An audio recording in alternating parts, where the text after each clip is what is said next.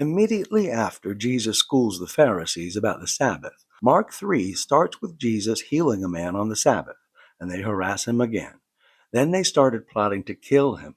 Religious people can be just impossible to deal with sometimes. Now, there are some variances in this story about what Jesus did and didn't say, but they all agree that on one particular Sabbath, Jesus walked into the synagogue and there was a man with a withered hand. Luke says it was his right one. John also has a variation to the story we'll get to later. According to the Synoptic Gospels, the Pharisees were really hating Jesus at this time for pointing out how limiting and ridiculous all of their religiosity was. And they were wanting to catch him in the act of doing something good on the Sabbath, so they'd have something else to bitch, whine, moan, and complain about. In Mark and Luke, they just watched like the busybodies they were. But in Matthew, they actually asked him if it is lawful to cure on the Sabbath. In Mark, Jesus says, "Come forward," to the guy with the withered hand. Luke points out that he knew the Pharisees were just waiting to have a hissy fit over something out of their control, but he tells the guy to stand by him anyway. This particular story happens in Luke's 6th chapter, but in the 17th chapter, Jesus says, after the Pharisees ask him about healing on the Sabbath, "If one of you has a child or an ox that falls into a well on the Sabbath day, will you not immediately pull it out?" How big were these wells they had oxen fallen into them? Matthew's account changes things up for a sheep falling into a pit, which seems a little more plausible, and he says, "How much more valuable is a person than a sheep? Therefore it is lawful to do good on the Sabbath." In Luke, he doesn't tell them that. Instead, since they didn't ask him, he says, "I ask you, which is lawful on the Sabbath, to do good or to do evil, to save life or to destroy it?" And in all three synoptic gospels, he says to the man, "Stretch out your hand." And his hand was completely restored.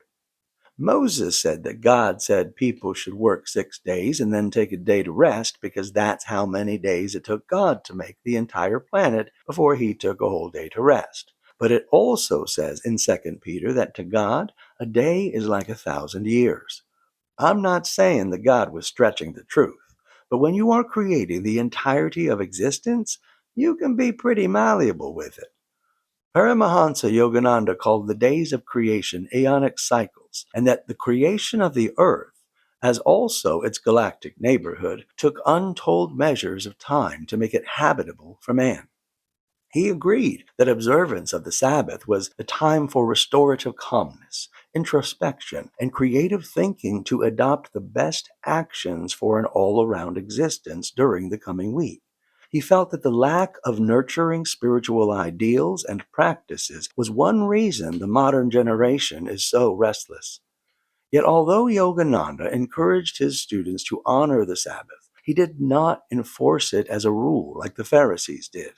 As a man who valued the experience of his spirituality more than the knowledge, or lack thereof, of religiosity, he understood that a rule consists of a system of mandated actions initiated to produce certain physical or mental results. For the most part, they are conditioned by time and the social and evolutionary state of man. Hence, they are variable in accordance with man's environmental changes. Physical, hygienic, social, mental, and spiritual disciplines were temporarily or permanently engendered to suit the development of man and civilization. With due regard to the impeccable essence of truth in God's universal laws of righteousness that rules are formulated to uphold, dictum may have to be modified and diversely applied according to the changing needs of man with changing times and cultures. For instance, as the Israelites were coming out of their time in the desert, the Ten Commandments were very helpful in getting them moving in a positive direction after 440 years of miserable living. But they're not really going to serve the needs of the present culture by posting them in the courtrooms or classrooms. Just one more point. In each of the Synoptic Gospels, Jesus tells the man to stretch out his withered hand in order for it to be healed. Jesus never healed unsuspecting bystanders. In most every story about Jesus healing someone, whether on the Sabbath or not, The person either asked him or exhibited some behavior of initiative, even if Jesus had to prompt them to do it.